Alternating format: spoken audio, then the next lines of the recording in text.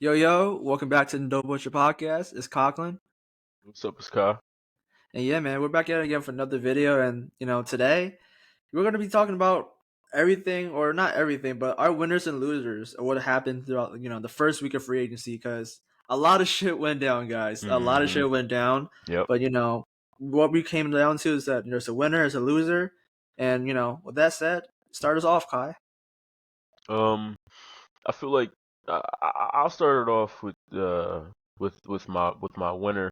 There was a bunch of different winners and losers as you guys will see throughout the For video. sure.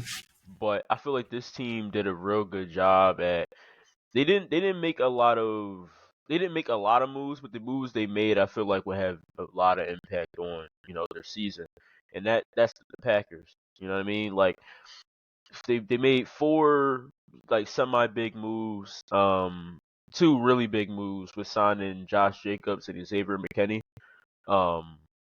These are two guys that on their previous teams were captains, Yeah. right? So they got two pretty much two new captains in their locker room, and that's not something you see very often, especially in one off season, right? Where you get two guys that had that level of respect from their previous organization.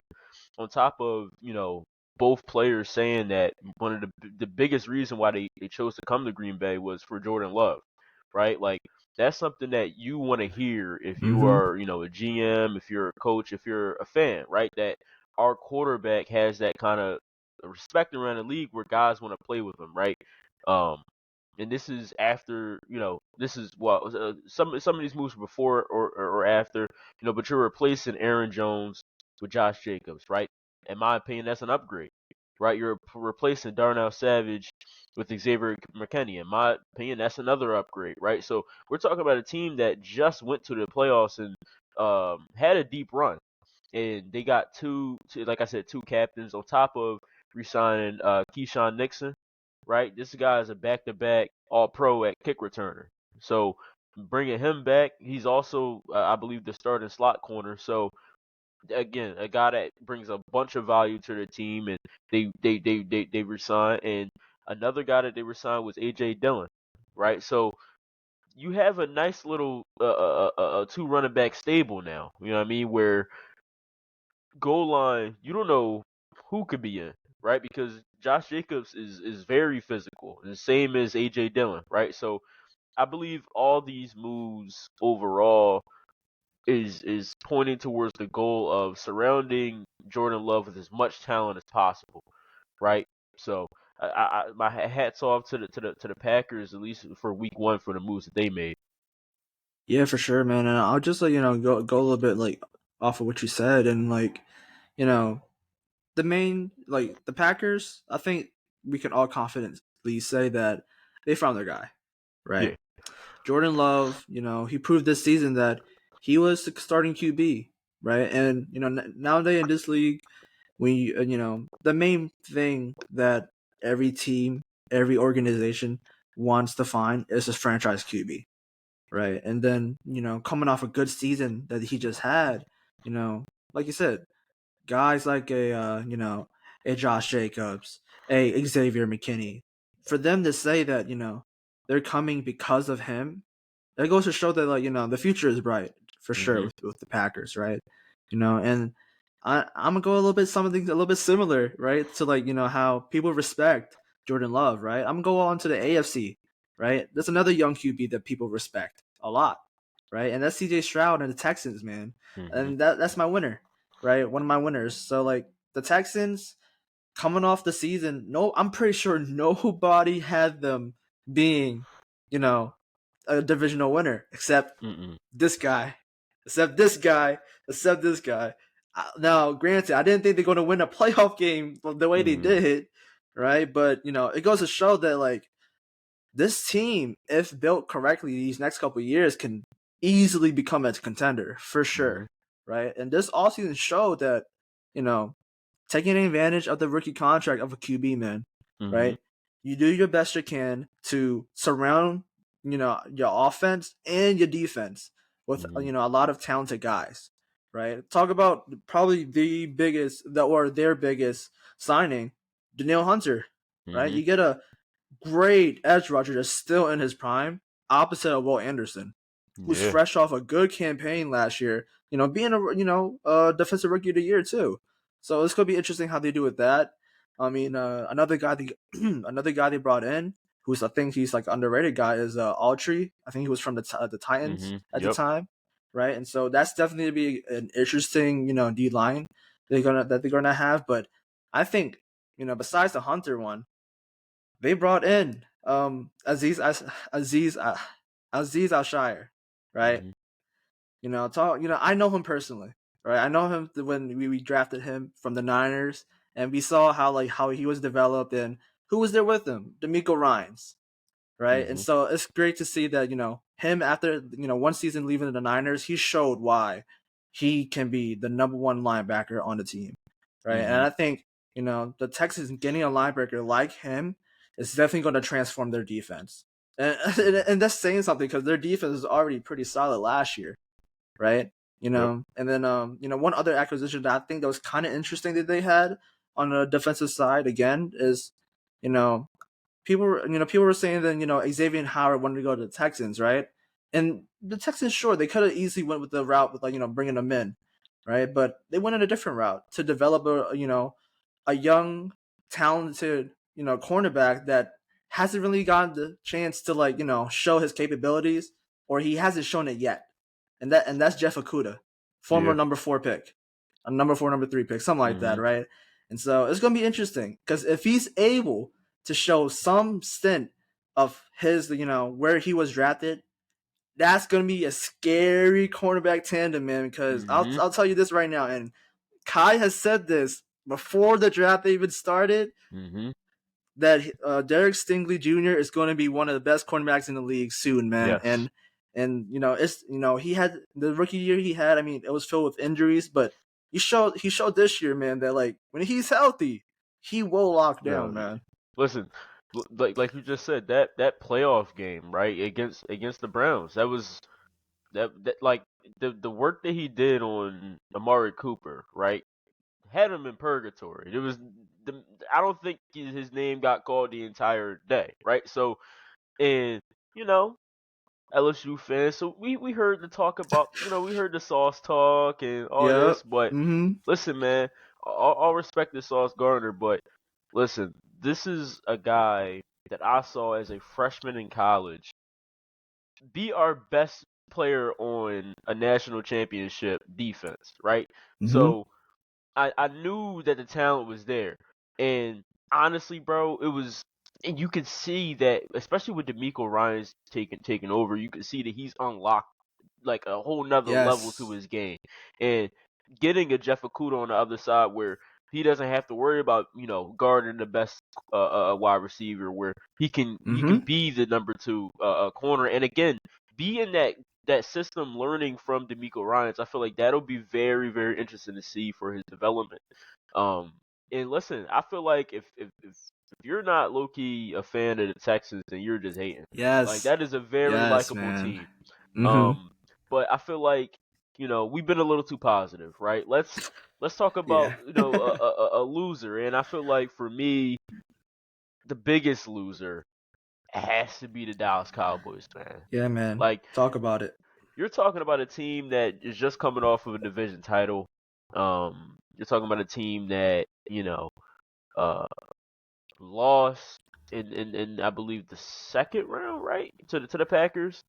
First round, actually. It was Oh first round. shit, yeah, they didn't even make it out Yeah. of the first fucking round. Yeah. Like, so coming off of that season, they then proceed to lose Tony Pollard, Tyron Smith, Dante Fowler, Michael Gallup, and Leighton Vander Esch. Like, Yeah. these are impact players, man. These aren't, Mm-hmm. bodies out there. So, and then to not get any good replacements, or really make Mm-mm. any moves whatsoever besides signing Eric Kendricks, getting Jordan Lewis, and I believe re-signing their long snapper. Right, and this is coming off of uh, Yeah. uh, uh, um, their owner Jerry Jones saying, we're gonna go, hard in the off season. We're gonna make a lot of improvements, and they have not done that at all. And at least talking to you know, if you guys checked into our Cowboys video, you know, the fans are not happy, right? And you, if the fans are happy, chances are you did not have a good week one. Yeah, and then like just comment on that real quick. Like in that Cowboys preview, right, to the offseason, right? We asked Lucas and like what he thinks should happen and what he wants to happen, but he put it like this. It's pretty much simple. He was like, when have we ever seen the Cowboys go crazy in free agency since back in the day? Right? And it's frustrating. I get it. Like it's frustrating for a team that has like Super Bowl aspirations, right? One of the top NFC teams, and and it's tough to see every year that they're not you know going after certain guys, right? When they can, right? And I get it. I get it. The cap space is a thing. There are Mm-hmm. players you got to pay on your team, right? Yep. But you know, at the end of the day, you can make it work. There's never Mm-hmm. you never say never, right? There's always a way to finesse or finesse or restructure the way the contracts work nowadays and stuff like that. I mean, fuck, you look at the Saints, bro. Like you say, the Saints always have like an 80 mil dead cap and like negative cap space, and somehow they enter free agency with positive cap space. Like, Mm-hmm. like so, I'm saying there's always a way, right? It's just up to you if you really want to do it, Yep. right? And speaking about guys, teams that like really didn't really do much and are losing guys, my loser here is the Broncos, Fuck the man. Broncos. Respectfully, yeah. Well, actually, no, disrespectfully. But no, yeah, the Broncos, man. Like talking about their best quote unquote signing. It wasn't even really a signing, really. It was a re-signing of their own Mm-hmm. player, Will Lutz, their kicker, right? Like they had to let go of a lot of guys, right? Most notably known, what's it called? Justin Simmons, their safety. They had Yep. to release him, right? You're talking about a guy who's like the past 4 or 5 years, he's been one of the top safeties in the league, man, right? And he's just out there in the market, right? And you got other guys like your best linebacker left to go to the Panthers, Mm-hmm. right? His name is like Jewel or something like that, Mm-hmm. right? He like talking about a guy like if you're talking about a Sean Payne, coached, team, you talk about physicality. You talk about guys who are willing to go after it, right? And so losing a guy like him is definitely gonna, put in more holes than it already has, Mm-hmm. right? Because the season they had last year was so up and down, man. So up and down. It's very, very, very inconsistent. Mm-hmm. And where was the inconsistency that you may say? It was the quarterback position. Let's be honest, right? We all know, the whole thing, the drama about benching Russell Wilson because his guaranteed dollars and stuff like that, right? But they haven't done much to like resolve it. And people say that it all points to the draft that were they gonna draft a QB in the first round, right? Who knows? Probably will be. I mean, I don't see what other way they can get another QB, Yeah. right? And so it's definitely like if you're a Broncos fan right now, for sure you must be wondering what where do we go from here, right? Like if you To bring the in a couch. guy, To the when you couch.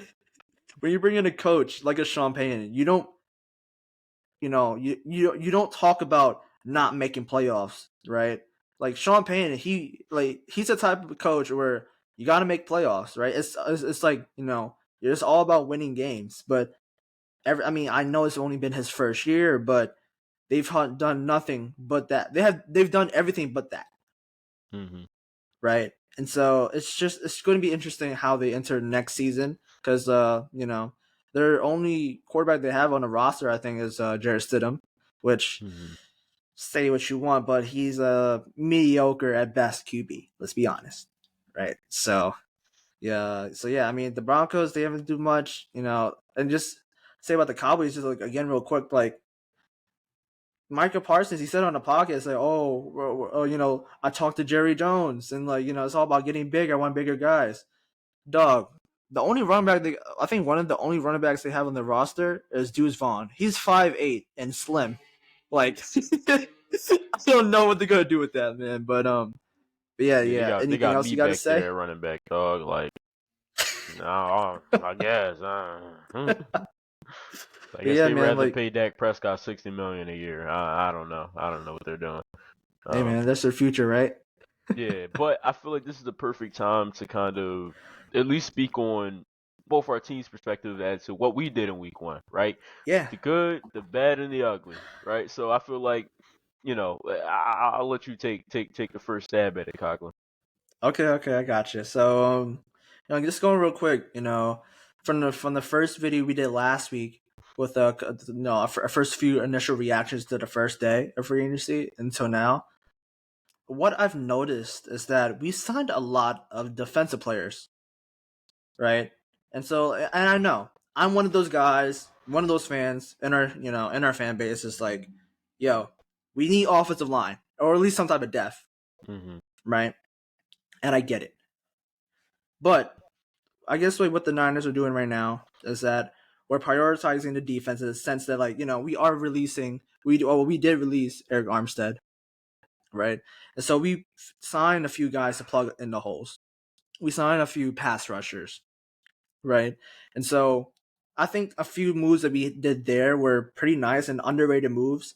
And I kind of like it when we don't go for like the big splash names because it's Mm-hmm. not always about that, right? Because when you think about a roster, what's like six all pro guys gonna do for you, Mm-hmm. right? Because at the end of the day, I say gay. At the end of the day, you need all 11 players on each side of the field plus the subs to come in to support, Mm-hmm. right? It's like football is one of those sports where like you got to have everybody involved, right? It's not a one person is going to dominate every single down, Yep. right?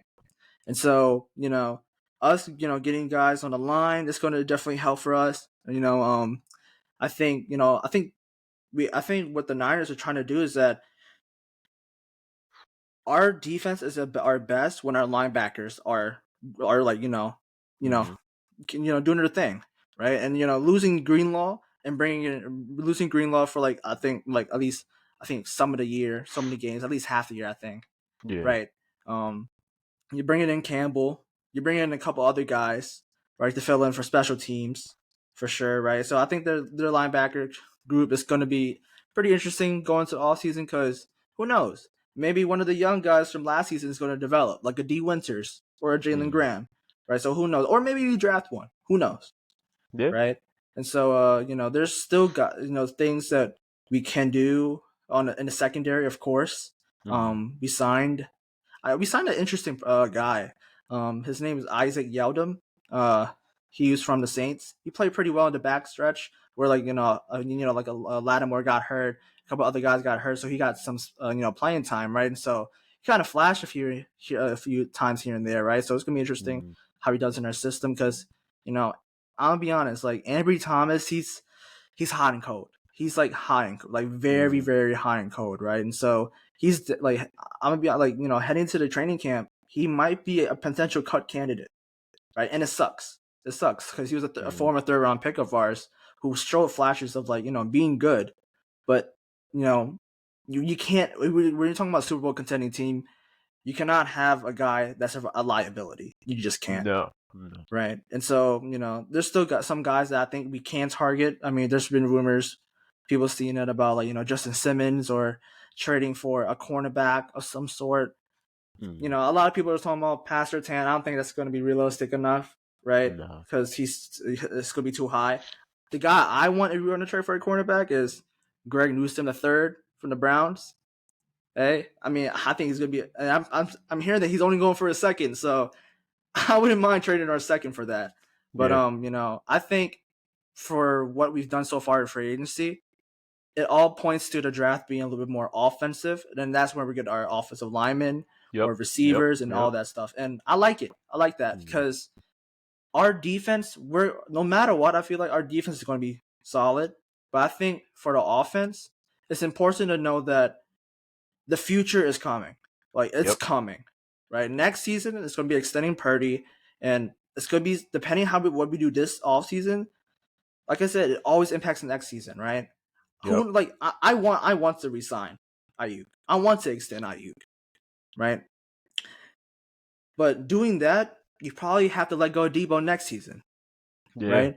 And yeah. Kittle, he is getting older, right? And so we might have to eventually draft his replacement, maybe this year, Mhm. right? Maybe not a replacement, but a good solid tight end too, who can be taken under the wing of Kittle and just learn and Yep. everything, right?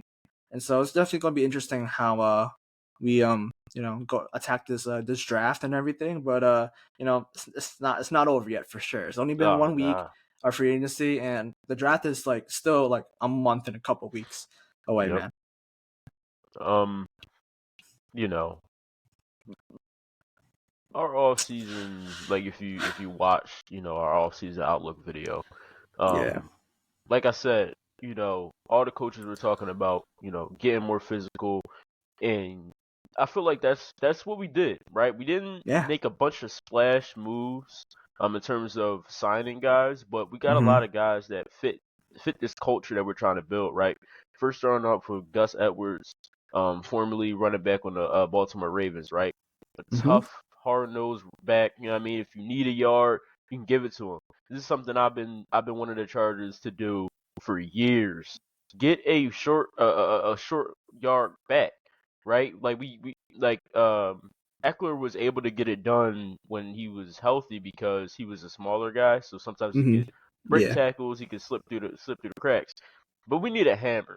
And Gus Edwards, Yeah. that Herb can hand the ball off, in the go in the red Yeah. athlete. Yeah. Number Um three. Number three. so bringing him in again fits that, Hayden Hurst, a guy, he is 30 and kind of similar to like uh, uh, um Jeff Okuda, right? A guy that really never reached his potential that we thought he was Mm-hmm. going to hit as the first round pick. Um, but I feel like this is a situation where he could do nothing but be successful, right? And I'm not saying that he's gonna fucking go out there and have 1,000 yards, but be an impact player where, um, I'll explain a little bit why he has a little bit more of opportunity now. Yeah. Signing Puna forward on the D line. We need bodies on the D line, man. Our run defense has been shitty as long as I've been a fan. Yep. Um, after losing Eric Hendricks and Kenneth Murray, signing Troy Dye and Denzel Perriman on very, low level deals, I feel Mm-hmm. like that was home run signings, right? Like Troy Dye, a little bit more of a pass coverage linebacker. Denzel Perriman, a little bit more of a run stopping linebacker. Funny enough, if I'm sure you guys, don't keep up with the Chargers, and that hurts. But Denzel Perriman is a former Charger, right? I Yeah. think he's only been going for I think 2 or 3 seasons. Formerly on the Mm-hmm. Raiders and on the Texans. He was on the Panthers, I think, for like the part of the offseason, then flipped to the Raiders. Mm-hmm. But this is a guy that initially I didn't want him to leave. Like when he was originally on the Chargers, I wanted us to re-sign him, and we just didn't. So to bring him back along with Deion Henley, or I believe he was our third round pick from last year. Like our linebacker core going into the draft is looking solid. You know what I mean? Like Mm-hmm. I definitely feel like into the draft we should target a guy maybe in the third round, right? Where have these guys compete, right? And, Yeah. and the cream will rise to the top. But in the final move that we actually, I believe we made just today was signing Bradley Bozeman, former center of Mm-hmm. the Panthers. Mm. We lost Corey Linsley. Most likely, I believe he hasn't officially announced his retirement, but I believe at Right. some point he will Yeah. retire. And we get a guy that can be a stop holder, right? Like now we're kind of in a position where if we do have a center in the draft that we like, we can pick him up. If we don't, we can go another route. But kind of filling that need with a body at least, I feel like that was important. Um, like, I mentioned oh yeah, we also re-signed Alohi Gilman, Mm-hmm. our safety from last year, man. You know, it's funny. My relationship with Alohi Gilman has been up and down. Um, like, I feel you. but before last season, bro, I hated him. I hated him as a player. Like, he was very bad in pass coverage. He was a good tackler, but it was hard to have him on the field sometimes because it's like don't get me wrong, Derwin James could do everything, but you want to have Derwin in a box, right? You want to have Mm-hmm. him kind of lurking Yep. around, playing that robber role around the line of scrimmage. But it's hard to do that when you got the guy that's supposed to be covering the back end that can't fucking cover, right? But this Yeah. season, he definitely improved, man. Like making a Mm-hmm. lot of really good plays in pass coverage, whether it's pass breakups, whether it's interceptions, and still being physical, downhill safety. So I believe having these two guys going forward and him and DJ, I feel like this is a tandem that is underrated, but we brought him back on a good deal. Um, Easton Stick, we brought him back. I two things. One, I want to know what Easton Stick has on this organization. Like, I don't know if he has like naked pictures of somebody, but I don't know why the fuck he's still on my team. Like, I don't know if Herb really likes him. He's his best friend, so that's why he keeps getting a job. But it's actually kind of funny when you think about it. Like, formerly out of South Dakota State, I believe South Dakota State, Uh, college or whatever. yeah. You Mm-hmm. know, out of all the three quarterbacks that, to my knowledge, have come through that school, he's the only one that's been like on his team for like Yeah. ever. Like, That's Carson Wentz surprising. and Trey Lance, like the shittiest Yeah. guy in Eastern Stick, he's somehow found a way to stay on an NFL team. Um, Yeah. but and like I said, the good, the bad, and the ugly. And it's time to get to the ugly, man. Yep. Talk about it. When we like, again, when you look at our offseason outlook, I talked about the big four, right? Bosa, Mack, Williams, Allen. Those are the four big contracts that we had to do something. And we restructured Bosa and Mack, and Mm-hmm. that made me think like, okay, I wasn't expecting that. Yeah, me Um, either. we Yeah. released Mike Williams. I expected that, but there was Mm-hmm. talk. There's still all talks of bringing him back. So I was like, Mm-hmm. okay, there's a real chance that we go into next season and we have all four players because in my head, you know, there was only one out of four players that was safe. There was no way that he was getting moved. He was untouchable. Lo and behold, he got fucking touched. And listen, when Yeah. I tell you that when Keenan Allen got traded, that was one of the worst days I've ever had as a fan, and that says a lot coming from a Chargers fan. Like we get shit on very frequently. Like Yeah. I had to deal with a 27-point blown lead in the playoffs.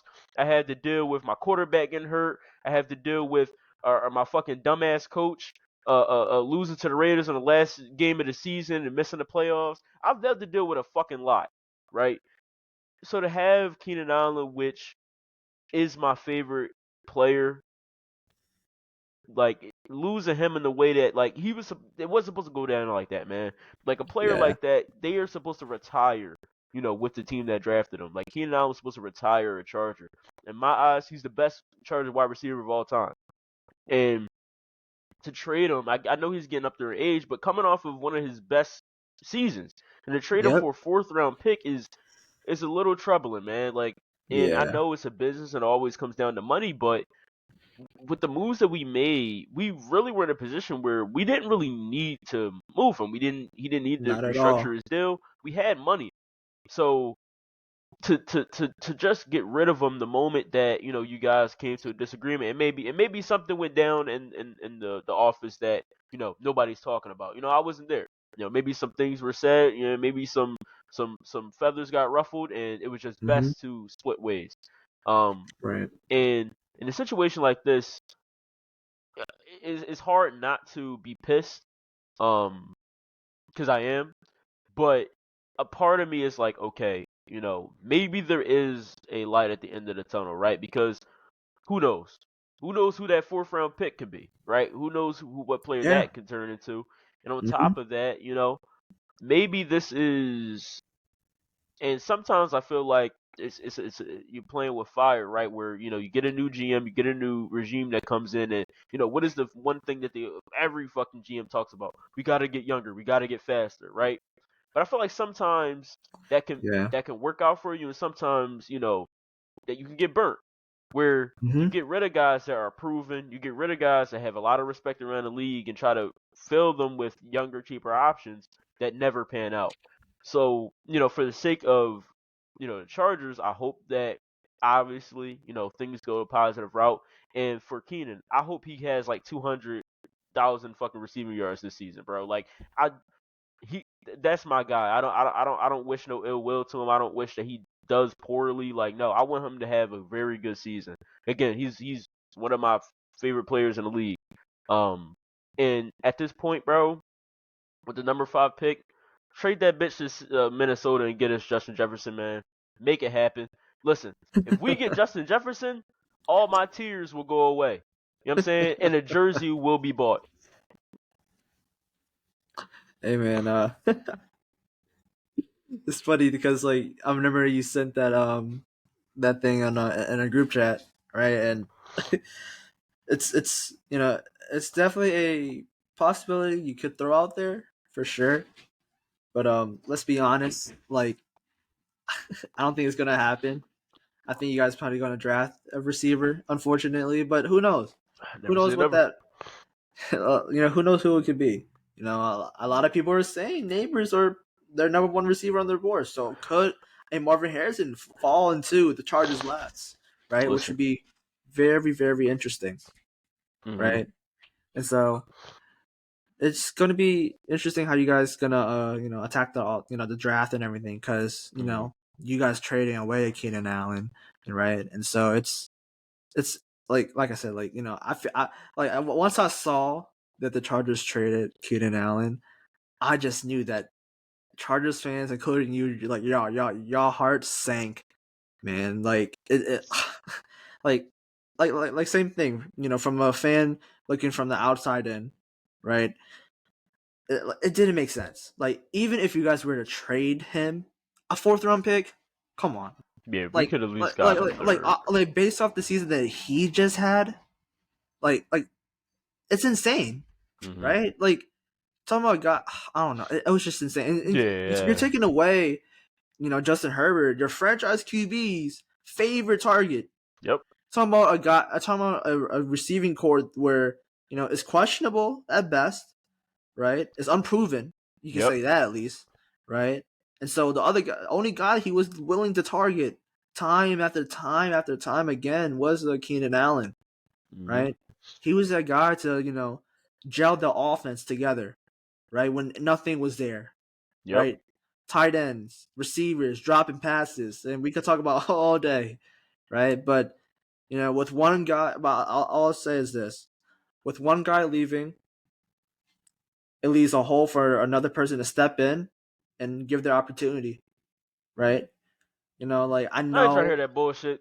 You do not trade Keenan Allen, dog. You dig what I'm saying? You got fucking Justin Herbert out here throwing passes to fucking Foot Locker employees, dog. What the fuck are y'all doing? Like, listen, I get it, y'all want to run the ball and shit, but we not the fucking the Baltimore Ravens. I don't want to see that shit. I don't want to see fucking us having boo boo fucking wide receivers, but we rushing for 2,000 yards a season. Fuck that shit. That shit's ass. I want a wide receiver, bro. I want my top 5 quarterback to be throwing to good receivers. Every other fucking quarterback has a good coach and a good number 1 wide receiver, except for Justin Herbert. I don't know why. It's like the moment he gets a good coach, now you can't throw the ball to nobody. What the fuck? Like what the fuck? Why can't I have both? Why can't I have a situation like Patrick Mahomes or Josh Allen or Joe Burrow where I can fucking throw to somebody and have a good coach? It's just like, nah, you got to get handicapped by fucking something. But listen, I could rant about this shit all day. Um, I probably will once this recording turns off. But again, as I say in every video, we love the love and support that you guys have been showing us, man. On our Yep. Instagram Mm-hmm. video, or our Instagram page, you guys have been going crazy. And we definitely have more content. We're working on the TikTok page. Yes. Even though it probably get banned in a week. But For listen, reasons that man. you may or may not know. Listen, we're gonna keep this content flowing. We're gonna keep this going. Because slowly but surely we're building a little community, man, and I Yes. love to see it. Again, I love we Mm-hmm. appreciate the love and support you guys have been showing us. So continue to like, comment, share, subscribe, and this has been a No Bullshit podcast, and we'll catch you on the next one. Yes, sir. Peace.